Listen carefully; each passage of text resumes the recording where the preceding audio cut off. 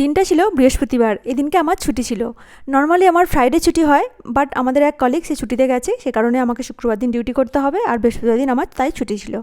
তো এই কারণে আমরা বন্ধুরা মিলে ঠিক করলাম যে মলে যাব, কয়েকটা শপিংও করব সবাই মিলে, একটু আড্ডা মারা হবে, বেশ এনজয় হবে, তাই আমরা চলে এসেছি মলে। তো এই দেখো মলে এসে গেছি, আর এই দেখো জারাতে চলে এসেছি। এই প্যান্টটা আমি ভাবলাম নেব, বেশ ভালোই লাগছে ফিটিংসটা, আর তার সাথে এই লং স্কার্টটাও আমি নেব। এই ধরনের স্কার্ট আমি পরিনি, তাই আমার খুব ইচ্ছা করলো নিতে। আর তার সাথে দেখো এই ড্রেসটাও নিয়েছি।